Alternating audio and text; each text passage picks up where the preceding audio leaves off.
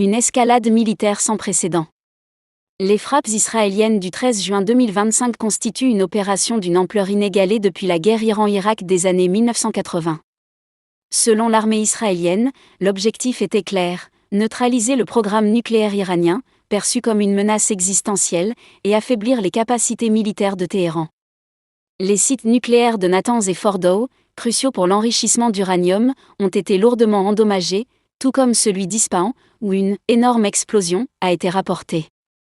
En outre, des bases militaires à Tabriz et Hamdan ont été démantelées, et plusieurs hauts commandants des gardiens de la Révolution, dont le chef de la force aérospatiale, Amir Ali Hadjizadeh, ont été tués.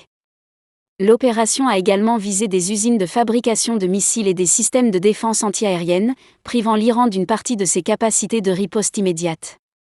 En réponse, l'Iran a lancé plusieurs salves de missiles balistiques, estimées à plus de 200 projectiles sur 2 jours, visant des zones civiles et militaires en Israël. Ces attaques, menées en 3 vagues entre le 13 et le 14 juin, ont causé des dégâts significatifs, notamment à Haïfa, où un immeuble s'est effondré, piégeant des survivants sous les décombres. Les défenses antiaériennes israéliennes, appuyées par des interceptions américaines et jordaniennes, ont neutralisé la majorité des missiles, mais certains ont atteint leur cible, révélant les limites du dôme de fer face à une attaque massive. Le 14 juin, Israël riposte à nouveau, ciblant le ministère de la Défense iranien à Téhéran et d'autres sites stratégiques. Cette nouvelle vague de bombardements, accompagnée de la menace du ministre israélien de la Défense de faire brûler Téhéran si l'Iran persiste, intensifie les craintes d'un embrasement régional. Les pertes humaines s'accumulent. En Iran, le bilan s'alourdit à au moins 95 blessés dans les attaques du 14 juin, tandis qu'en Israël, les secours rapportent 34 blessés graves à Tel Aviv. Les missiles, une démonstration de force et de limite. Les missiles utilisés dans ce conflit illustrent à la fois la puissance et les faiblesses des arsenaux iraniens et israéliens. L'Iran, dépourvu d'une aviation moderne et de systèmes de défense antiaérienne performants, s'appuie sur son arsenal de missiles balistiques, développé au fil des décennies comme une arme de dissuasion. Lors des frappes du 13 et 14 juin, Téhéran a déployé des missiles comme le Fateh 110 et le Zolfaghar, capables de parcourir 300 à 700 km avec une précision accrue, ainsi que des missiles à plus longue portée comme le Shahab 3, pouvant atteindre 2000 km. Ces projectiles, lancés en salve massive, visaient à saturer les défenses israéliennes. Cependant, comme l'a montré une attaque similaire en octobre 2024, une grande partie des missiles iraniens a été interceptée par le dôme de fer, la fronde de David et le système Arrow, renforcés par l'assistance américaine. Malgré cette efficacité défensive, certains missiles iraniens ont pénétré les défenses israéliennes, causant des dégâts matériels et humains. Les cratères laissés à Tel Aviv et Haïfa témoignent de la capacité de l'Iran à infliger des dommages, même si son arsenal reste limité par l'absence de coordination aérienne et de systèmes de guidage de pointe. En outre, les frappes iraniennes ont révélé une dépendance aux missiles sol-sol, moins coûteux mais vulnérables aux interceptions. De son côté, Israël a utilisé une combinaison d'avions de chasse F-35, de drones avancés et de missiles air-sol de précision, comme le Delila et le Popeye, pour frapper des cibles iraniennes à longue distance. Ces armes, couplées à des opérations de cyberattaque et de sabotage menées par le Mossad, ont permis à Israël de maximiser les dégâts tout en minimisant les pertes de son côté. La supériorité aérienne israélienne, soutenue par des bases en Jordanie et des survols de l'espace aérien irakien, a donné à Tsahal un avantage stratégique décisif. Donald Trump, entre diplomatie et ultimatum. Le rôle de Donald Trump dans ce conflit est ambivalent, oscillant entre des efforts diplomatiques pour éviter une guerre ouverte et des déclarations belliqueuses visant à maintenir la pression sur l'Iran.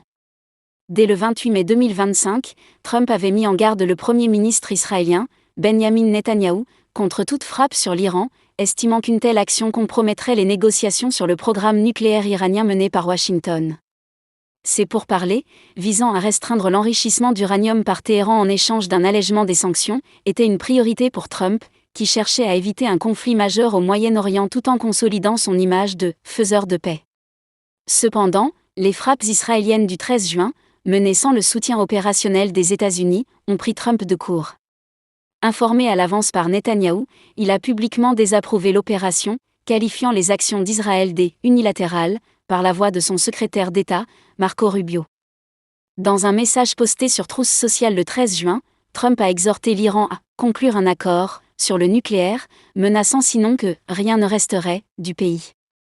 Il a également averti que les prochaines attaques seraient encore plus brutales, une rhétorique visant à la fois à dissuader Téhéran et à rassurer ses électeurs de sa fermeté. Malgré ces déclarations, Trump a maintenu une posture de non-engagement militaire direct. Les États-Unis ont fourni une assistance logistique à Israël, notamment en interceptant des missiles iraniens depuis des destroyers en Méditerranée, mais Washington a clairement indiqué qu'il ne participerait pas aux frappes offensives. Cette position reflète la volonté de Trump d'éviter un conflit coûteux, tout en soutenant Israël face à la menace iranienne. Cependant, l'autonomie d'Israël dans cette opération a révélé une fissure dans l'alliance américano-israélienne, Netanyahou ayant émancipé ses décisions des autorisations américaines, selon l'analyse de Sylvain Gaillot, chercheur à l'Université Paris 1. La France, entre prudence et soutien à Israël. La France, sous la présidence d'Emmanuel Macron, adopte une position prudente mais engagée dans ce conflit. Dès l'annonce des frappes israéliennes, le ministère des Affaires étrangères exprime sa vive préoccupation face à l'escalade et appelle à la désescalade. Macron, s'exprimant le 13 juin depuis l'Élysée, précise que la France n'a pas participé à la conduite de ces frappes, tout en reconnaissant leur impact sur le programme nucléaire iranien. Il ajoute que ces attaques devraient probablement durer et marquent une étape nouvelle dans la guerre régionale. Cependant, la France apporte un soutien indirect à Israël.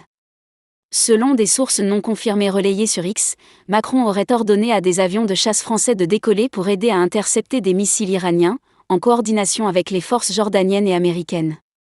Cette information, bien que non vérifiée officiellement, suggère une implication discrète de Paris dans la défense d'Israël. Par ailleurs, Macron renforce le dispositif Sentinelle en France pour protéger les sites sensibles face à un risque accru d'actes terroristes liés à l'escalade au Moyen-Orient. En parallèle, Macron insiste sur la nécessité d'un dialogue diplomatique.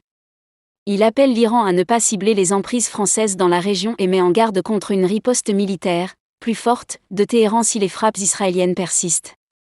Cette position, critiquée par Jean-Luc Mélenchon, qui accuse Macron de vouloir engager la France dans une guerre contre l'Iran, reflète le dilemme de Paris, soutenir le droit d'Israël à se défendre tout en évitant une implication directe dans un conflit potentiellement dévastateur.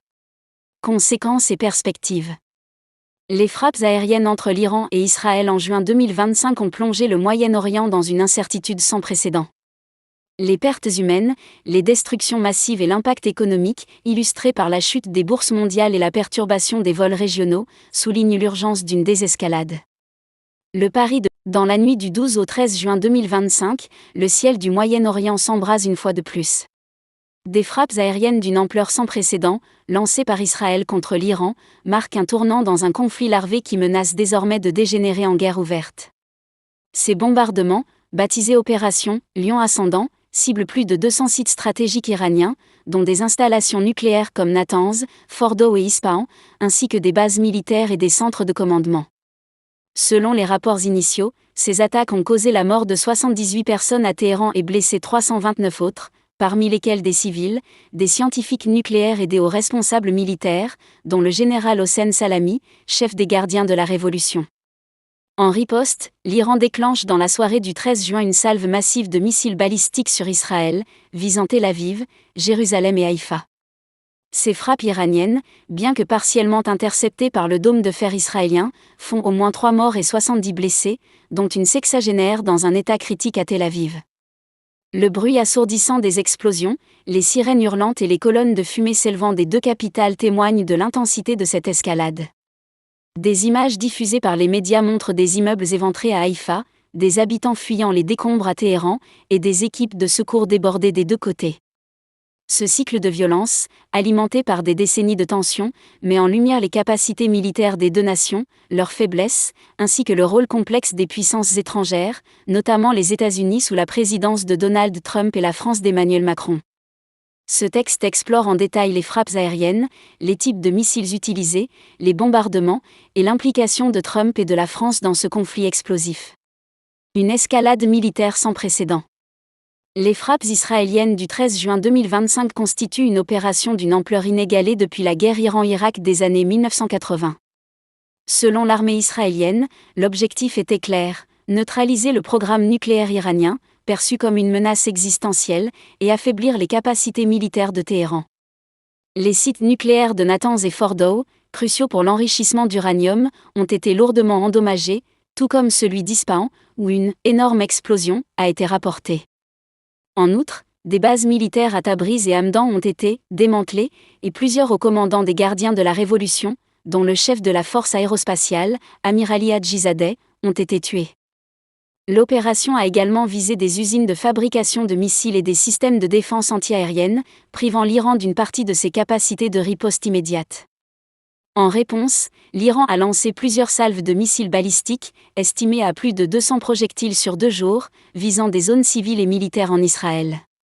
Ces attaques, menées en 3 vagues entre le 13 et le 14 juin, ont causé des dégâts significatifs, notamment à Haïfa, où un immeuble s'est effondré, piégeant des survivants sous les décombres. Les défenses antiaériennes israéliennes, appuyées par des interceptions américaines et jordaniennes, ont neutralisé la majorité des missiles, mais certains ont atteint leur cible, révélant les limites du dôme de fer face à une attaque massive. Le 14 juin, Israël riposte à nouveau, ciblant le ministère de la Défense iranien à Téhéran et d'autres sites stratégiques. Cette nouvelle vague de bombardements, accompagnée de la menace du ministre israélien de la Défense de faire brûler Téhéran si l'Iran persiste, intensifie les craintes d'un embrasement régional.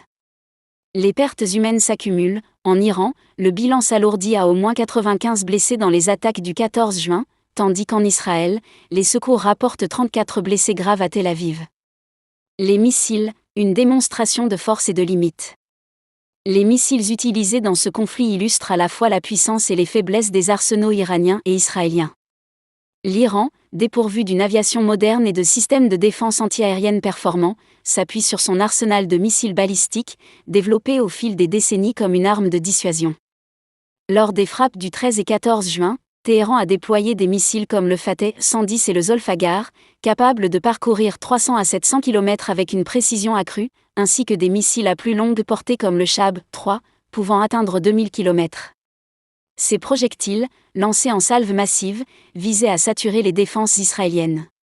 Cependant, comme l'a montré une attaque similaire en octobre 2024, une grande partie des missiles iraniens a été interceptée par le dôme de fer, la fronde de David et le système Arrow, renforcés par l'assistance américaine. Malgré cette efficacité défensive, certains missiles iraniens ont pénétré les défenses israéliennes, causant des dégâts matériels et humains. Les cratères laissés à Tel Aviv et Haïfa témoignent de la capacité de l'Iran à infliger des dommages, même si son arsenal reste limité par l'absence de coordination aérienne et de systèmes de guidage de pointe. En outre, les frappes iraniennes ont révélé une dépendance aux missiles sol-sol, moins coûteux mais vulnérables aux interceptions. De son côté, Israël a utilisé une combinaison d'avions de chasse F-35, de drones avancés et de missiles air-sol de précision, comme le Delila et le Popeye, pour frapper des cibles iraniennes à longue distance. Ces armes, couplées à des opérations de cyberattaque et de sabotage menées par le Mossad, ont permis à Israël de maximiser les dégâts tout en minimisant les pertes de son côté. La supériorité aérienne israélienne, soutenue par des bases en Jordanie et des survols de l'espace aérien irakien, a donné à Tsahal un avantage stratégique décisif. Donald Trump, entre diplomatie et ultimatum. Le rôle de Donald Trump dans ce conflit est ambivalent, oscillant entre des efforts diplomatiques pour éviter une guerre ouverte et des déclarations belliqueuses visant à maintenir la pression sur l'Iran. Dès le 28 mai 2025, Trump avait mis en garde le Premier ministre israélien, Benjamin Netanyahou, contre toute frappe sur l'Iran, estimant qu'une telle action compromettrait les négociations sur le programme nucléaire iranien mené par Washington.